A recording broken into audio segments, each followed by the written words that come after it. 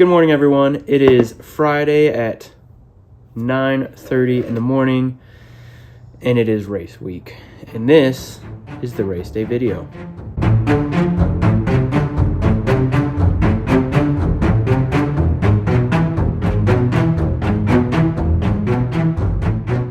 So the race is Sunday. Today is officially the day 2 of the carb load, which is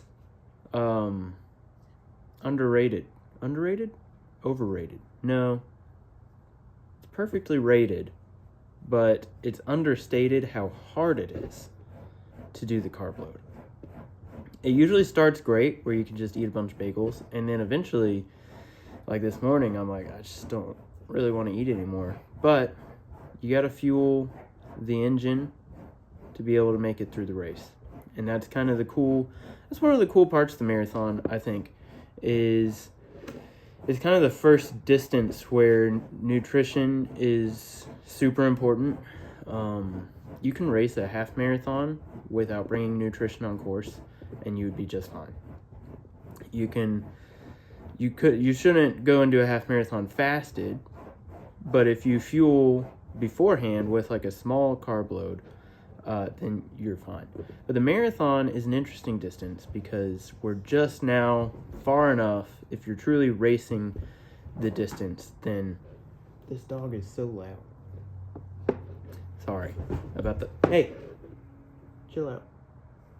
She's just trying to play with her blanket. But the marathon is a cool distance because it's the first one where it's the first distance kind of in races where the nutrition really needs to be so important to have it dialed in on race day and kind of building into it. And so that's what we're doing.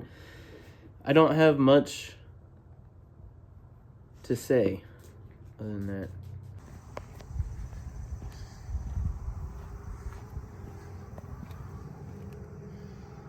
That one's ready to go. She's excited for a car ride. Come on, bud. Hey. Mer, let's go. Good boy. Stay back there. Love you. Love you. Let's drive down to Georgia.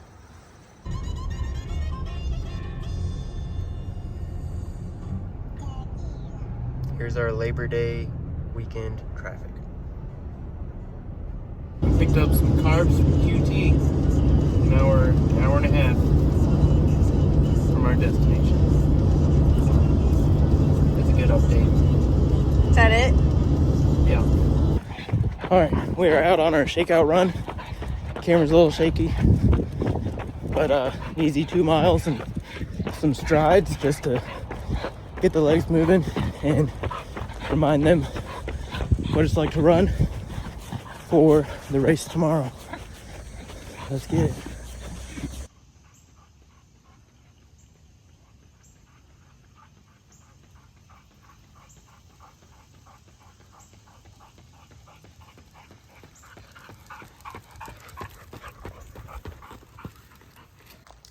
And we just got back from Einstein Bagels to get some more carbs in. And now we're gonna go relax and eat. Now we are in the car, about to go to the packet pickup. And there's Taylor. Let's go. Packet pickup was really easy. We got this cool long sleeve shirt, which I struggled to hold up, but my wife held it up for me. It's pretty cool, very comfy.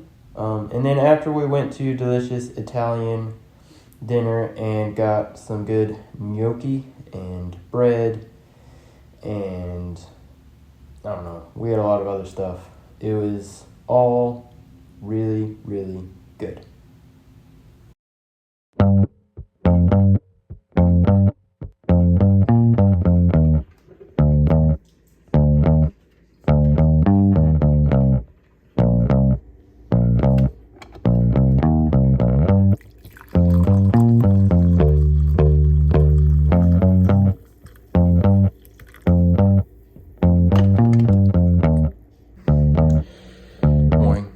It is now 4:15. We're trying to get breakfast in. We got our bagel with honey We've got a banana, and we have a mango. We already had one whole thing of G1M Sport. The goal is to get around 150 grams of carbs in. And then we'll have one more scoop of G1M Sport Plus on the way to the race. And that's the morning routine. So I guess I'll see you in the car on the way to the race. We've made it to the race. You can't see my face. Here we go. Made it to the race. I'm doing a little warm up. About a half mile. Just jog. Some dynamic movements and a couple strides, and we'll head over to the start line. I think it's a little after 6 now, and we start at 6:30, so it's race time. Here we go. It's a video. Oh, here we go.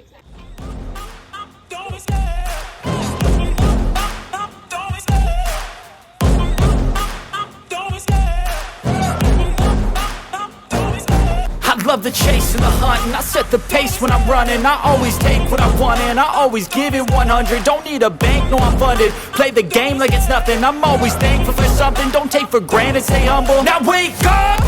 It's time to look at the enemy. Look in the mirror if he is no friend to me. It's not working out, maybe it's the chemistry. It's time to break up so I can make a better me. Better believe in your mind, cause it's everything. You can mold, shape, find almost anything.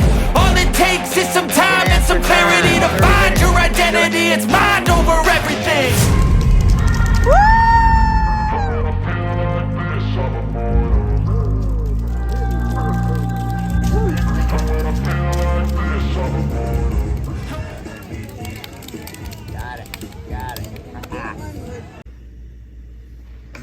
Time to recover.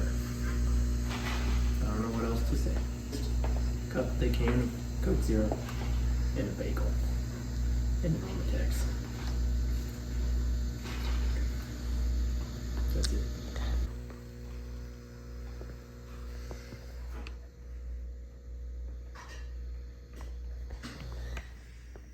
We're taking a video to say that a really good way to recover is a nice evening walk. Get the blood flowing. And so that's what we're doing after a good dinner. Feeling good. The end. So that race didn't go exactly as expected. Despite the clock time that you saw at the finish, I actually finished at like 3:34, I think. So it was a very cool race. 1 mile loop, like I said, I think in previous videos. And this race, because it was just a loop, they had start times at different waves that you could sign up for. So the earliest was 5:30, but I started at 6:30, so that's why the clock said 4:34. I also ran close to 27 miles, so I think my actual 26.2 marathon was closer to 3:28. But I went into this block with the hope that maybe I could train for sub 3 on my way to breaking 2:55. As I got further into the block and training in the summer heat and everything just wearing down on me, paces weren't really there for sub 3. So I was like, if I can just get a PR and get under 3:18, I'll consider it a win. If you're doing the math, 3:28 is 10 minutes over that goal. So what happened? I actually ended up reaching out to a podcast that I listen to called The Running Public. And if you don't listen to The Running Public, you should. if you're even watching this YouTube video, that probably means you're into running in some capacity, so you should definitely check out the Running Public. They do Q&A segments every now and then, and so I actually was able to get my question in to them, and it was a little bit more nuanced, but essentially I just asked what happened. You know, in March of this year, I PR'd 3:18 in a hilly course, trained for this one, flat, fast, 1 mile loops, felt good, nutrition was dialed, hydration was dialed, everything felt great, but the faster paces just were not available. And I couldn't quite figure out what was going on. In my head, I was like, maybe I didn't do enough strength training. Maybe I didn't do enough speed work. Maybe I should do a speed block. And ultimately what the hosts on the Running Public said is that it sounds just like ongoing carried fatigue. When we stack a lot of blocks together, sometimes we can carry fatigue and not fully rest and adapt all those adaptations we made during training. And when they said that, that made a lot of sense, because I ran my marathon, and I didn't even mention this to them, but right after the marathon, I jumped into the Spartan Beast block for June, and then right after that, I jumped into the block for this marathon. So definitely a lot of just beating up the body without fully resting. And so with that, I think I've previously told you I was going to run 2 marathons this fall. And so because of this, I don't think we're going to do that. I think that I could run a second marathon in October. I don't think I have any chance of PRing. To be able to take time off to rest and recover from fatigue, and then to build back up and sharpen, there's just not enough time. So what we're going to do instead, as we continue building and getting better and chasing the 255 barrier in this series, we're going to do a dedicated strength and speed block. Now, the strength itself is more just to continue building a strong frame, strong body that stays resilient under the duress of training. And the speed, though, will help reduce running volume, but still continue running and training. But it's really going to push my top end speed. The theory here is that if I raise my ceiling, then my marathon pace will feel even easier and maybe even get faster. So over the next few months, basically fall and winter, we're going to really focus on speed, trying to dial down my 1 mile time trial, and maybe even my 400 meter and even 100 meter, because that's something I've never even touched or thought about or trained for.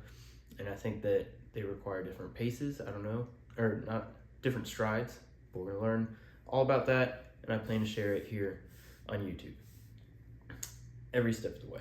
So yeah, that race didn't go quite as planned, but I learned a lot, and I'm really excited to kind of jump into this next block. I think that this sport is very challenging, it's very rewarding, and it should always be fun.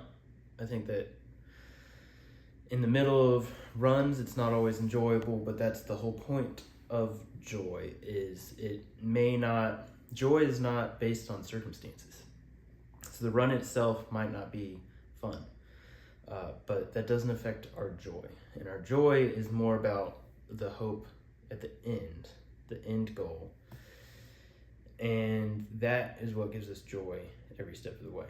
It also really comes at a great time because I have been studying the book of Philippians lately, and Philippians is known as the Epistle of Joy. And so I'm excited to share just some of the things I learned about joy from God's Word and how that applies both to running and all aspects of life. So if anything I said today resonates with you or is interesting, please consider subscribing, liking this video, and until next time, run with joy.